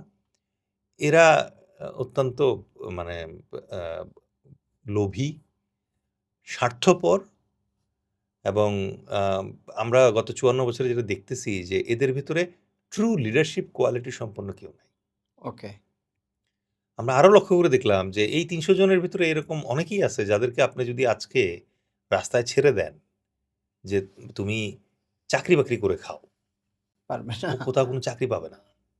আজকে যদি তাকে আপনি ছেড়ে দেন যে তুমি সৎ একটা ব্যবসা করে খাও। ঠিক আছে? তার ওই সুযোগও নাই। আমি সবার কথা বলছি না। কিছু, কিছু আছে কিছু, অবশ্যই। কিছু আছে। সংখ্যাটা একেবারে কমও না। আব্বাস সাহেব তো ঢাকা ব্যাংকের মালিক। উনি কিভাবে হয়েছেন এই প্রসঙ্গে তো যাওয়া যাবে না, বাট উনি এখন অলরেডি মালিক, ঠিক আছে? হুম বাট ওনার কি কোয়ালিফিকেশন ছিল এটা তো আমি জিজ্ঞেস করি নাই, পিনাকি জিজ্ঞেস করছে, এবং এটার আনসার কিন্তু উনি দেন নাই। হুম তো এইরকম লোক দিয়ে এখন মনে করেন যে আমাদের সংসদ দিনের পর দিন চলছে। আপনি আজকে দেখবেন যে আমাদের মির্জা ফখরুল সাহেব যেটা বলতেছেন যে ধানের শীষ নৌকা রক্ষা করবে, ঠিক আছে? এবং উনি অলরেডি কিন্তু তাদের রক্ষা কবচ দিতে শুরু করছেন। তার মানে কি? তার মানে হচ্ছে একই খুরে মাথা মুন্ডানো তারা, হুম একই স্কুলের ছাত্র, একই স্কুলের সহপাঠী, ঠিক আছে? এবং তাদের ভিতরে আন্ডারস্ট্যান্ডিং হচ্ছে এইবারের ট্রফি তুই নিবি, পরের বারের ট্রফি আমি নিব। মাঝখানে এসে আওয়ামী লীগ করলো কি, হঠাৎ করে 4-5টা ট্রফি চার একাই নিয়ে পাঁচটা গেল। ট্রফি কনসিকিউটিভ নিয়ে নিছে। এখন তাদের মাইন্ড হয়েছে, মাইন্ড করার পরে যেটা হয়েছে যে তারা এবার ট্রফি নেবে, কিন্তু ভয়ও পাচ্ছে আবার যে ট্রফি নেওয়ার পরে 100 দিন টিকবে তো ট্রফি, ঠিক আছে? এই জন্য আগে থেকে ঠান্ডা রাখার চেষ্টা করতেছে যে তোমাদেরকে তো আনবো, ট্রফি দেব। এত অস্থির হয়েও না, তোমাদেরকে নিয়ে আসবো। এখন অলরেডি এই সিস্টেমটা চলতেছে। তো বাংলাদেশের মানুষ তো এটা দেখতে দেখতে মনে করি বিরক্ত হয়ে গেছে। বুঝতে পেরেছি স্যার। ইনিশিয়াল একটা আইডিয়া ছিল আমাদের ক্ষেত্রে, যেটা আমরা ফিল করছি যে ঠিক আছে আমরা 5 জন হোক, 10 জন হোক, 20 জন হোক, 50 জন হোক, আমরা কিছু কোয়ালিফাইড লোক, দেশপ্রেমিক লোক, ভালো মানুষ, আম পাগল না, এবং ওই যে কি বলে, বেগম পাড়ায় বাড়ি করার প্রয়োজন নাই, তার নিজের একটা ছোটখাটো বাড়ি আছে, এমপি কোটায় গাড়ি দরকার নাই, এরকম এরকম কিছু লোককে যদি আমরা সংসদে পাঠাতে পারি তাহলে অ্যাটলিস্ট বেস্ট প্র্যাকটিসটা ফিরে আসবে। আস্তে আস্তে করে হলেও। আপনি নির্বাচন কমিশনকে দেখেন, নির্বাচন কমিশনের কি করা উচিত। অনেকের নাম নিব না, অনেকে মনে করেন যে এমপি ইলেকশন করতে চাচ্ছে। হুম নির্বাচন কমিশনের উচিত যখনই কেউ এমপি ইলেকশন করার চেষ্টা করবে তাকে সংবিধানের উপরে 100 মার্কের একটা পরীক্ষা নেওয়া উচিত। রাইট। ও যদি 33 না পায় তাহলে ওর নির্বাচনে যাইতে দেওয়া উচিত না। এটা ভালো পয়েন্ট বলছেন। শিক্ষাগত যোগ্যতা বা অনেক কিছুর থেকে এই জিনিসটা ইম্পর্টেন্ট। তুমি যদি সংবিধানের উপরে এবং এই 14টা সংশোধনীর উপরে যদি তোমার লামসাম নলেজ থাকে, 1/3 নলেজও থাকে, তারপরে আমি বিশ্বাস করবো যে হ্যাঁ তুমি ভাই মানে সংসদে গেলে পরে কিছু একটা ইম্প্যাক্ট ফেলবা। আদারওয়াইজ তুমি তো মানে এই জোচ্চোরের মতো মনে করো যে ওই গমের পিছনে দৌড়াবা, রাস্তার পিছনে দৌড়াবা, তারপর ব্রিজের পিছনে দৌড়াবা, এগুলো তো তোমার কাজ না। You are lawmaker. সংসদ সদস্য হচ্ছে ল মেকার, হুম সে তো উপজেলা চেয়ারম্যান না, জেলা পরিষদের চেয়ারম্যান না, অথচ তার কিন্তু ওই জায়গায় আগ্রহ ওই বেশি। জায়গায় আগ্রহ বেশি। সুতরাং আমাদেরকে এই জিনিসগুলো বন্ধ করতে হবে। 2 নম্বরে আমাদের যেটা বন্ধ করতে হবে, এই দেখবেন যে কেউ সংসদ সদস্য হলে পরেই সংসদ সদস্য কোটায় গাড়ি পায়। কেন? কেন আপনি গাড়ি দিবেন? হুম যে কয়দিন উনি সংসদ সদস্য থাকবে আপনি সরকারি পুল থেকে গাড়ি দিবেন। হ্যাঁ উনার সংসদ সদস্যের বেতন থেকে যদি উনি নিজে গাড়ি কিনতে পারে হুম তাহলে কিনবে, আর নাহলে দরকার নাই। একটা নরমাল চাকরিজীবী যখন জীবনের মানে পাই করে টাকা জমায়া তারপরে মনে করেন যে একটা গাড়ি কেনে, ওই আনন্দ থেকে আপনি সংসদ সদস্য বঞ্চিত করছেন কেন? ভালো পয়েন্ট। তাই না? রাইট। তো এটা হচ্ছে একটা জিনিস। 2 নম্বর হচ্ছে প্লট। হুম কেন প্লট দিচ্ছেন আপনি? মানে সংসদ সদস্যকে আপনি প্লট দিচ্ছেন কেন? সে 5 বছরের মেয়াদের জন্য আসছে। এর ভিতরে আপনি তাকে মানে আপনি মানে সরকারি ব্যবস্থা করে ফেলছে এইটা হচ্ছে টাকা খাওয়ার জায়গা। হুম সংসদকে এতটাই সিম্পল করে ফেলতে হবে যে আপনি ল মেকিং ছাড়া বাকি যে টাইম আছে, বাকি টাইম আপনাকে টুপি সেলাই করার মানে জন্য রেডি থাকতে হবে। কারণ সরকার আপনাকে একটা স্টাইপেন্ড দিবে, এর বেশি কিছু দিবে না। হুম এর ভিতরে আপনি করতে চাইলে করেন, না করতে চাইলে দরকার নেই আপনার আসলে এদিকে। ঠিক আছে? পলিসিটাই এভাবে ডেভেলপ করা উচিত। এক্সাক্টলি। তো এই জায়গাটাতে এসে আমরা যেটা দেখলাম যে আমাদের ভেতরে যে জিনিসটা উপলব্ধিটা আসলো যে আজ থেকে 2500 বছর আগে প্লেটো একটা কথা বলে গেছে যে ভদ্রলোক, শিক্ষিত লোক, বুদ্ধিমান লোক যখন পলিটিক্সে আসা বন্ধ করে দেয় তখন চোর, জোচ্চোর, বদমাশরা পলিটিক্সে আসে এবং তাদের হাতে শাসিত হওয়াটা হচ্ছে এই ভদ্রলোকদের শাস্তি। রাইট। ঠিক আছে? তো এইটা চিন্তা করে আমরা চিন্তা করলাম যে ঠিক আছে, দেশে যেহেতু এখন একটা প্যারাডাইম শিফট হইছে, হুম তাইলে আমরা একটু ট্রাই করে দেখি যে আমরা তো মিলিটারিতে যারা ছিলাম তারা 20 বছর, 30 বছর, 35 বছর যেটা করছি সেটা হচ্ছে যে ইউনিফর্ম পরে দেশ রক্ষা করছি। দেশ রক্ষা তো দেশ সেবারই একটা। হুম, সো আমাদের কাছে এই সার্ভিস দেওয়ার মেন্টালিটি এবং সার্ভিস দেওয়ার অভিজ্ঞতা আছে। তা আমরা চিন্তা করলাম যে এখন এইটাকে নিয়ে আমরা দেখি যে আমাদের জনগণের জন্য দেশ সেবার পাশাপাশি এখন জনসেবার যে ব্যাপারটা আছে এইটাতে আমরা যে যতটুকু সক্ষমতা আছে এইটুকু নিয়ে আগায় যাই। আচ্ছা। ঠিক আছে? আপনি কল্পনা করতে পারবেন না বাংলাদেশে এত চমৎকার স্কিলড, এত চমৎকার অভিজ্ঞ, এত চমৎকার মানে পড়াশোনা জানা, প্ল্যানিং ক্যাপাসিটি সম্পন্ন সাকসেসফুল মানুষ আছে। তারা কেউ পলিটিক্সে আসতে চায় না। কেন আসতে চায় হুম, না?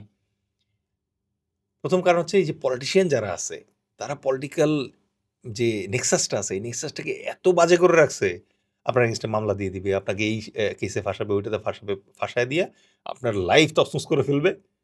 দরকার হলে আপনাকে গুন্ডা পাঠায় হিট করবে যাতে আপনি পলিটিক্সে না আসেন। হুম, কারণ আপনি যদি পলিটিক্সে আসেন তাহলে তো ওর ভাত শেষ। শেষ, রাইট। ঠিক আছে? একটা গল্প মনে পড়লো জর্জ ওয়াশিংটনের, আমেরিকান রেভলিউশনারি ওয়ার এর সময়কার গল্প।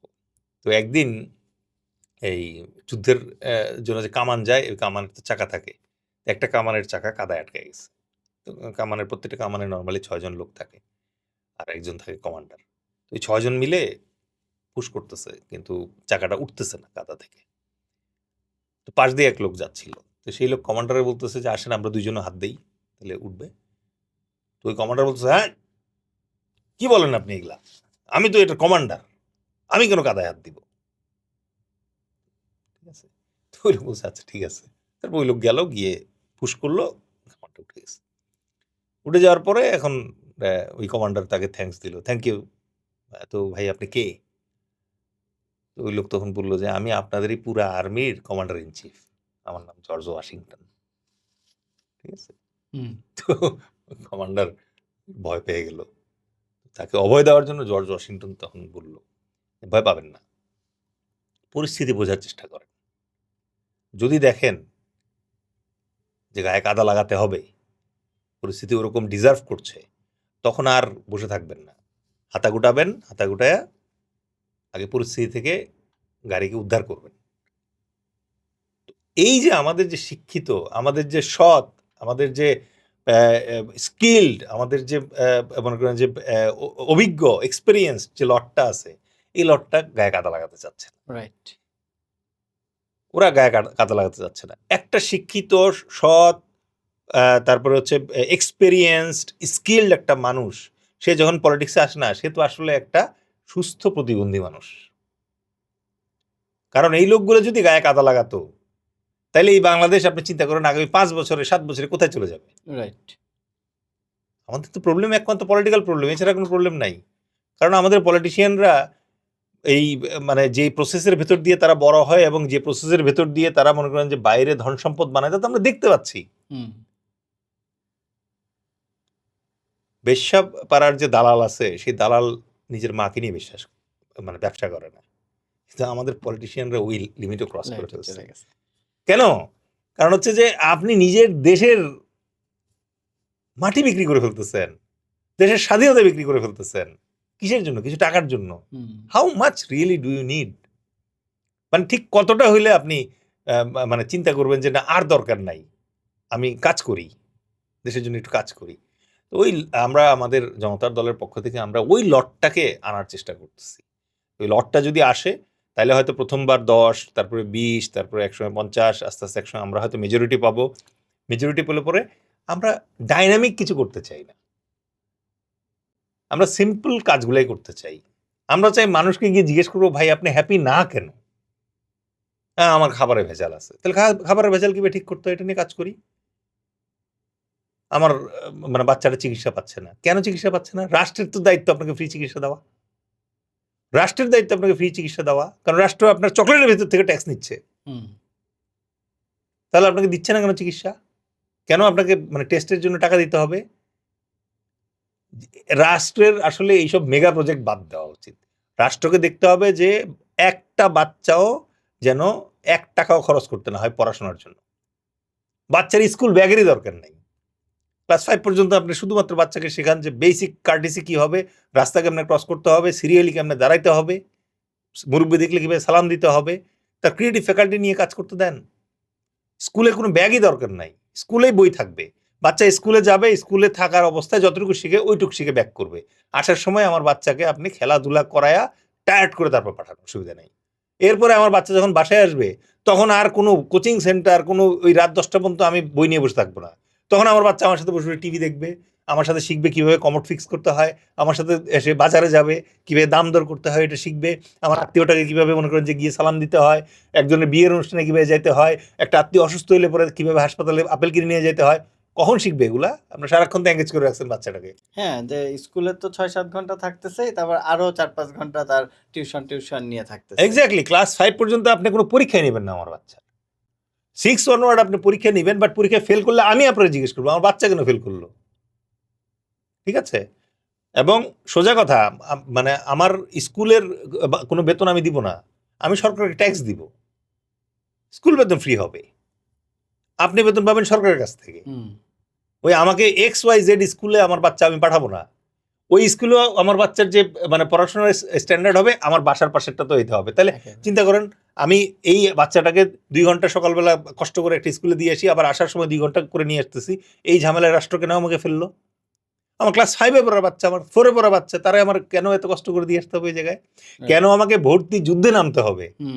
আমার বাচ্চা যদি স্কুলে ভর্তি না হইতে পারে, আমি প্রধান উপদেষ্টা বরাবর চিঠি লিখবো, এবার আমার বাচ্চা কোনো স্কুলে চান্স পায় নাই, প্রধান উপদেষ্টা আমার এই বাচ্চার বাসায় কিভাবে আমি পড়াবো সেই খরচ দিবে, সেই ব্যবস্থা অ্যারেঞ্জমেন্ট রাষ্ট্র আমাকে সেই খরচ দিবে, আমাকে ওই অ্যারেঞ্জমেন্ট করে দিবে।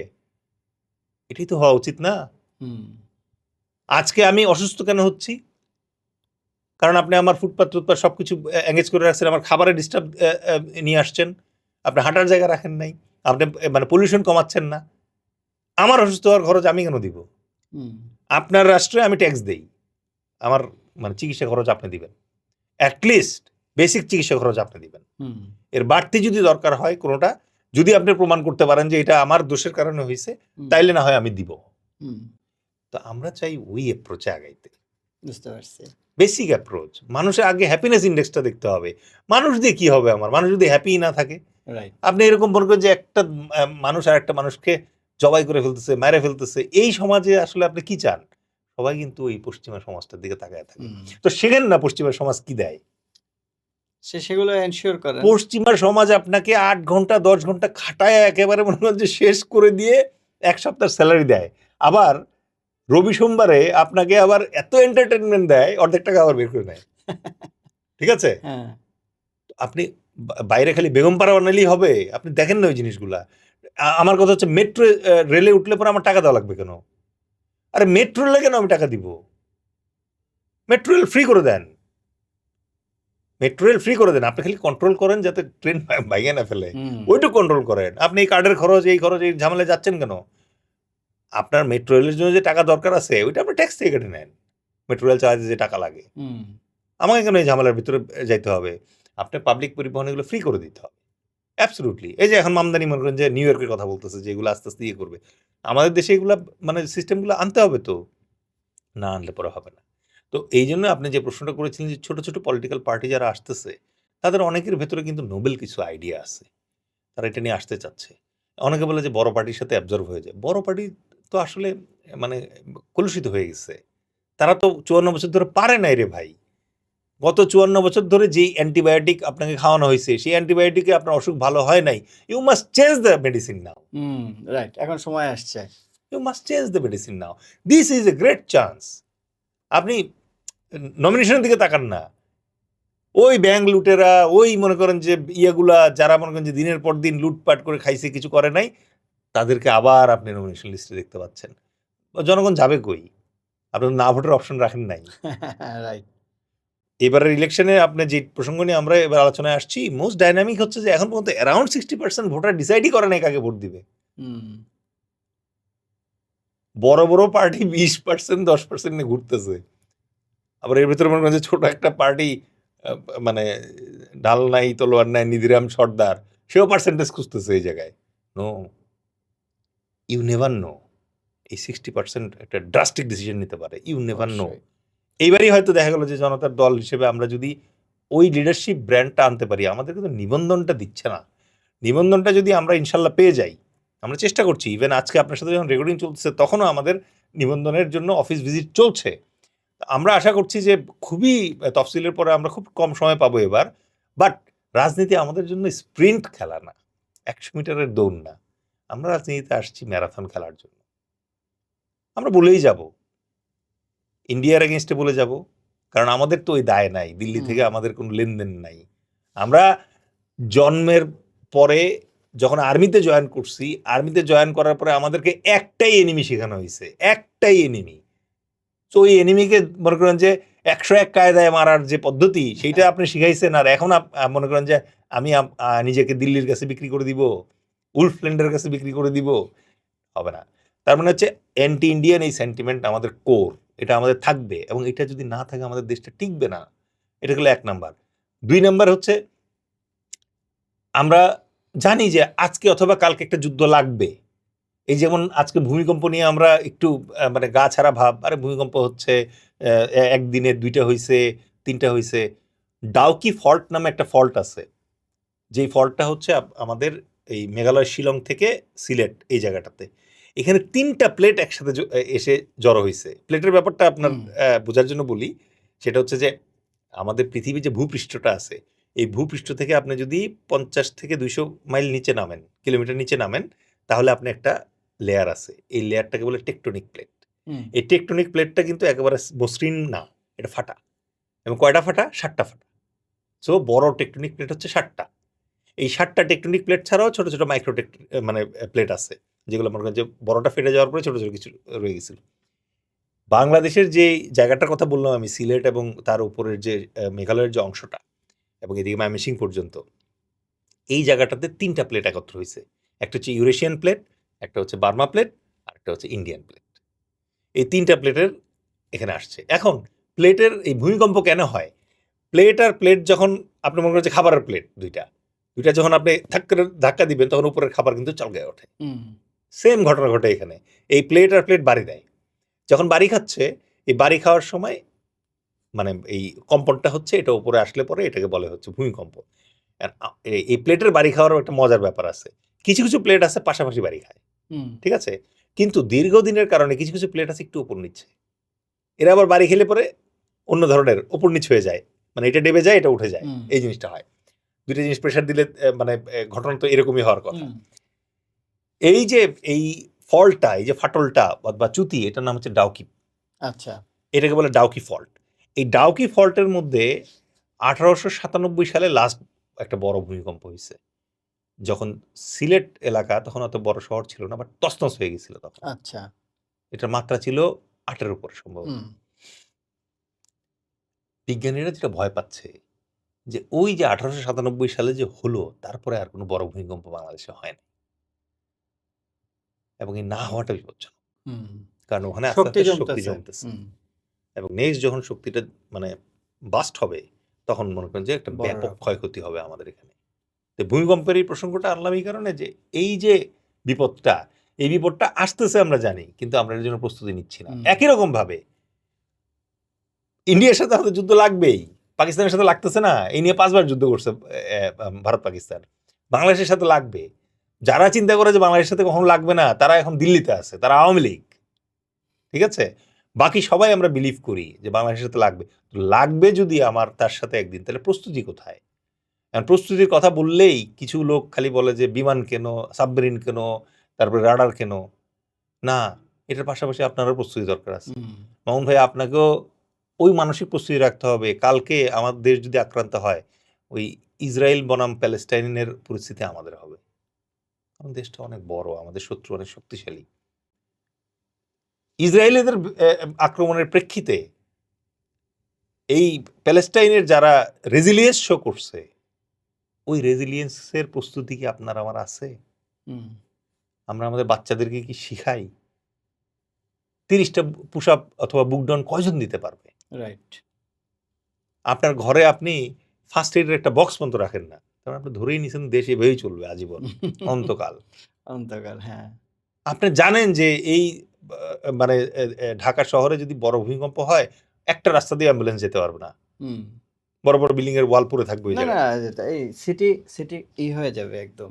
তাহলে আপনি কখনো শিখাইছেন স্কুলে বাচ্চাদেরকে অথবা কলেজে, ইউনিভার্সিটিতে, এই যে ইউনিভার্সিটির ছেলেপেলেরা মনে করেন যে তারা কাজ খুঁজে পায় না, বিভিন্ন ধরনের করতেছে, ওদেরকে শিখাইছেন কখনো একটা উদ্ধার তৎপরতার সময় স্ট্রেচারে করে কিভাবে মানুষ নিয়ে যাওয়া লাগে? একটা মানুষ তার 2 হাত দিয়ে কয়টা মানুষ ক্যারি করতে পারে 100 মিটার? কখনো টেস্ট করে দেখছি আমরা? আমরা কখনো দেখছি যে একটা এয়ার রেড সাইরেন শুনতে কেমন? আমরা কখনো কল্পনা করছি যে যদি কখনো স্ট্রাইক হয়, সার্জিক্যাল স্ট্রাইক হয় ঢাকার উপরে অথবা আশেপাশে কোথাও, এটা দেখতে কেমন হবে? এটার ক্ষতি কেমন হবে? ভয়াবহতা কেমন হবে? আমরা কখনো আমাদের হাসপাতালগুলোকে এইটুক টেস্ট করাইছি কখনো? যে যদি কারেন্ট না থাকে তাহলে কয় ঘন্টা এই হাসপাতাল চলবে? পানি না থাকলে কয় ঘন্টা চলবে? আমরা কখনো আমাদের এই যে বৈধ এবং অবৈধ কারেন্টের লাইন এবং বিদ্যুৎ সংযোগ এবং গ্যাসের লাইন যেগুলো আছে, এগুলাতে ওই এক্সারসাইজ করে দেখছি যে এত মাত্রার ভূমিকম্প হলে পরে এটা যখন বাস্ট করবে, তখন আগুন কত জায়গায় লাগবে? না, কখনোই করা হয়নি। So we are living in a paradise. আমরা ধরেই নিছি যে আমাদেরকে কেউ কিছু করবে না। হুম। তো এই বোধ থেকে আমাদেরকে বের করে আনতে হবে। এজন্য আমরা আমাদের পলিটিক্যাল পার্টিতে বলি যে বেসিক মিলিটারি ট্রেনিং সবাইকে দিতে হবে আমাদের মতো দেশে। দিতেই হুম। হবে। এটা পৃথিবীর ৪৯টা দেশে দেয়। আমরা কেন দিব না? কারণ দাদারা চায় না। হ্যাঁ, দাদারা তো চাইবেই না। চাইবেই না। দাদারা তো আরেকটু হলে ম্যানেজ করেই ফেলছিল সিকিমের মতো। হ্যাঁ, লেন্দুর দর্জি যেরকম ইন্ডিয়াতে, শেখ হাসিনাও কিন্তু এই মুহূর্তে ইন্ডিয়াতে। ইন্ডিয়াতে। একটু চেঞ্জ হয়ে গেছে খালি। চেঞ্জটা কি?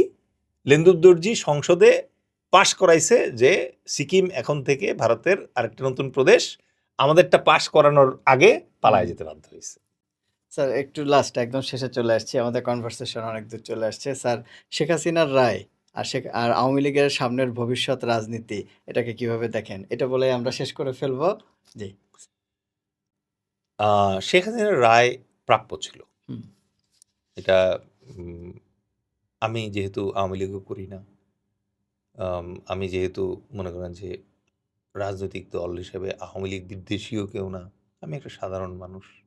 এখন আমার একটা নতুন পলিটিক্যাল আইডেন্টিটি ক্রিয়েট হইছে এবং এই পলিটিক্যাল আইডেন্টিটিতে আমি কাউকে মানে শত্রু প্রতিপক্ষ হিসেবে ভেবে অভ্যস্ত না। কারণ আমি তো ফৌজি ব্যাকগ্রাউন্ডের। প্রতিপক্ষ যদি আমি কাউকে ভাবি তাহলে তাকে মেরে ফেলতে হয় আমার। সুতরাং পলিটিক্যাল মানুষ হিসেবেও মানে অফকোর্স আর্মি হচ্ছে আমার পার্ট অফ লাইফ। এটা আমার পলিটিক্যাল টুল না। কিন্তু আমি যেটা ফিল করি যে আরেকটা পলিটিক্যাল পার্টি আমার প্রতিপক্ষ না, বরং তাকে নিয়ে একসাথে কাজ করার স্পেস আছে। ঠিক আছে? তো সেই পরিপ্রেক্ষিতে আমি যেটা বলব যে আওয়ামী লীগ এর নেতৃত্ব দিতে গিয়ে শেখ হাসিনা যে মানে ভয়াবহ অপরাধগুলো করেছে, এইটা আমি আওয়ামী লীগ করলেও আমার কাছে মনে হইতো যে উনি অপরাধ করছে। এতগুলা লোকের মনে করেন যে গুম হয়ে যাওয়া, তাদের পরিবারের কষ্ট, একটা লোক ৩ বছর, ৪ বছর, ৫ বছর, ৬ বছর ধরে গুম হয়ে আছে।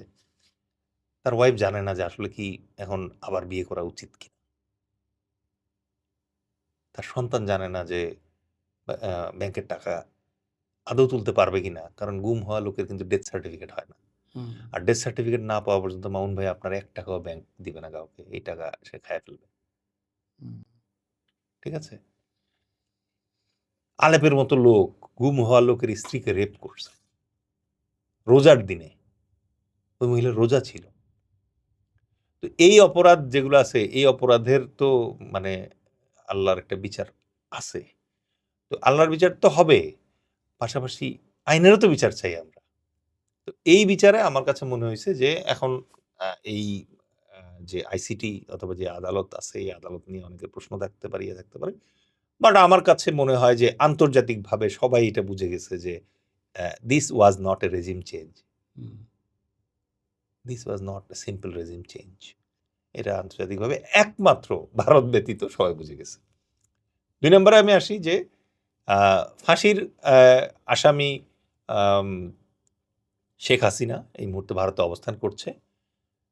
ভারত সরকার তাকে নিয়ম অনুযায়ী, যেহেতু তাদের সাথে আমাদের আসামি মানে আদান প্রদানের। এক্সচেঞ্জের হুম। চুক্তি আছে, যে ২০১৩ সালে যে চুক্তিটা হয়েছিল, ২০১৬ সালে এটা একটু অ্যামেন্ডেড হইছে।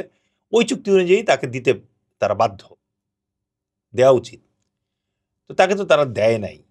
এমনকি আরেকজন ফাঁসির দণ্ডপ্রাপ্ত যে আছে সাবেক স্বরাষ্ট্রমন্ত্রী, তাকেও দেয় নাই। ইন্ডিয়া কিন্তু চাইলে এই যে পালায় যে জেনারেলরা গেছে তাদেরকেও ফেরত দিতে পারত, হুম তাও দেয় নাই, দিবে না। এখন কেন দিবে না? কারণ এদেরকে দিতে গেলে শেখ হাসিনাকেও দিতে হবে। এখন ভারতের জন্য এখন এটা সিদ্ধান্তের ব্যাপার যে তারা কি আহ, আমাদের দেশের চেয়ে শেখ হাসিনাকে বেশি প্রাধান্য দিবে কিনা। কারণ আমার কাছে লং টার্মে যেটা মনে হয় যে ভারত অলরেডি যা বোঝার বুঝে গেছে, কারণ শেখ হাসিনার আর ফিরে আসার কোনো পথ নাই। এবং আহ, ভারত অত্যন্ত ম্যাচিওর একটা রাষ্ট্র, এবং সেই রাষ্ট্র হিসেবে সে অলরেডি জানে যে মৃত ঘোড়াকে নিয়ে আর বাজি দিয়ে লেগে লাভ নেই। রাইট সুতরাং মেবি তাকে হয়তো তারা ইন্টারন্যাশনাল কোর্টের কাছে হ্যান্ড ওভার করে দিতে পারে, অথবা তাকে রিকোয়েস্ট করতে পারে অন্য কোনো দেশে চলে যাওয়ার জন্য। কারণ যতক্ষণ পর্যন্ত শেখ হাসিনা দিল্লিতে আছে অথবা ইন্ডিয়ার মাটিতে আছে, ততক্ষণ পর্যন্ত আসলে আমাদের সাথে তাদের সম্পর্ক স্বাভাবিক করা অত্যন্ত সম্ভব না। কঠিন। নাও রিগার্ডিং, বাট ওটার ব্যাপারে আমি একটা কথা বলবো যে শেখ হাসিনা ফাঁসি হয়েছে, উনি যেদিন আসবে ফাঁসি হয়ে যাবে। আহ, এরপরে আর এটা নিয়ে এত হই হল্লা আর করার দরকার নেই। বাকি যেগুলো আছে এগুলাকে এখন আইনের আওতায় আনতে হবে এবং উপযুক্ত শাস্তি দিতে হবে, কারণ সে তো একাই সব করে নাই, বাকি যারা আছে তারাও ভয়াবহ রকমের অপরাধ করছে, ভয়াবহ রকমের অপরাধ। ইভেন আজকের পেপারে আমি দেখলাম, সম্ভবত আমার দেশ পত্রিকায়, সেটা দেখলাম যে রয়ের সাথে সরাসরি যোগাযোগ ছিল পলকের, এবং এটার মোবাইল কল রেকর্ডের ট্রেস পাওয়া যাচ্ছে। তো এরা তো দেশটাকে বিক্রি করে মনে করেন যে একেবারে শেষ করে দিছে, মানে কোথায় যে নিয়ে যাচ্ছিল আল্লাহ মাহবুদ জানে। সুতরাং এদের অপরাধের শাস্তি হলো। আর সাধারণ আওয়ামী লীগের সমর্থক যারা আছে তাদের জন্য আমার বক্তব্য যেটা থাকবে সেটা হচ্ছে যে আহ, তাদেরও তো আল্লাহ বিবেক দিছে। ঠিক আছে, আপনি একটা পলিটিক্যাল পার্টিকে বুঝে হোক না বুঝে হোক আপনি ইয়ে করছেন, সো এটা এখন আহ, মানে তাদের দায়িত্ব যে কিভাবে ওনারা রেকটিফাই করে আসবে, সুযোগ দিতে হবে অফকোর্স। যেমন আমার কাছে একটা ছেলে আসছিল একবার, সে রিসেন্টলি ইউনিভার্সিটিতে ভর্তি হয়েছে, ভর্তি হওয়ার পরে সে হলে সিট পাওয়ার জন্য বাধ্য হয়ে নাকি একটা দুইটা ছাত্রলীগের প্রোগ্রাম অ্যাটেন্ড করছে। প্রোগ্রামে অ্যাটেন্ড করছে অথবা ওই যে মিছিলে গেছিল। এখন 5ই আগস্টের পরে তো বেচারা ব্র্যান্ডেড হয়ে গেছে। এখন সে আমাকে বলছে, sir what can I do? তা আমি সে আমাকে বলছে, স্যার আমি আপনার দলে পলিটিক্সে জয়েন করতে চাই, will you give me shelter? তা আমি পরে তাকে বললাম, প্রথমত জনতার দল কোনো রিহ্যাবিলিটেশন সেন্টার না। আমরা নতুন দল, বিভিন্ন দল মত থেকে আমাদের এখানে আসবে, that is okay, but we are not going to rehab you. This is number 1। যদি আমার মতবাদ ভালো লাগে তাহলে আমার মতবাদে এসে তোমাকে জয়েন করতে পারো, বাট অন্য একটা কারণে তুমি আমার এখানে জয়েন করতে পারবা না। বলছি, স্যার কি কারণ? বলে, ইউ আর স্টুডেন্ট। হুম আরে ভাই, তুমি তোমার সার্টিফিকেটগুলো গেইন করো না, একাডেমিক সার্টিফিকেট গেইন করো, একটা স্কলারশিপ নাও, দেশের বাইরে যাও। 2 নম্বর হচ্ছে তোমার স্কিল ডেভেলপ করো, স্কিল ডেভেলপ করো, তোমার আর্নিং বাড়াও, তোমার ফ্যামিলি যাতে তোমার আর্নিংয়ে কমফোর্টেবল হয় সেটা ইনশিওর করো। Politics can wait for you. তোমার এখন politics is not your priority. Hmm sir তাহলে আমার পলিটিক্যাল মানে কি রোল আপনি আশা করেন? আমি বললাম, তোমার পলিটিক্যাল রোল একটাই, 5 বছর পরে ভোট দেওয়া। হ্যাঁ এছাড়া বিরিয়ানির প্যাকেটের জন্য তুমি ঘোরাফেরা করো না রে ভাই। Don't spoil your self. Study করো, 2-3টে কোর্স করো, স্কিল ডেভেলপ করো, বেতনটা বাড়ুক, স্ট্যাবিলিটি আসুক, ফ্যামিলি তো লিড করতে হবে তোমাকে, লিড করো। গ্যাপে গ্যাপে পলিটিক্যাল ব্যাপারগুলোর সাথে অ্যাওয়্যার থাকো যে কোথায় কি হচ্ছে। আর যদি দেখো 5ই আগস্টের মতো একটা বিরূপ পরিস্থিতি হয়েছে, রাস্তায় নেমে আসবা, একদম কমান্ডোদের মতো নেমে আসবা, স্বল্প সময়ের জন্য আসবা, তছনছ করে দিয়ে তারপরে আবার তুমি তোমার জায়গায় ফিরে যাবা। তখন আবার এসে বসে থাকো না যে আমার উপদেষ্টা বানান। বিপ্লবী কখনো এই জিনিস চায় না, হুম রাইট? সো যারা আছে মানে আওয়ামী লীগের যাদের কথা বললেন, সংখ্যা তো অনেক, তাদেরকে আস্তে আস্তে এই প্রসেসের বিরুদ্ধে যেতে হবে। গত 15 বছরে ভাইয়েরা অনেক সুবিধা নিয়েছে, এখন একটু কষ্টের বিরুদ্ধে যেতেই হবে, কিছু করার নাই।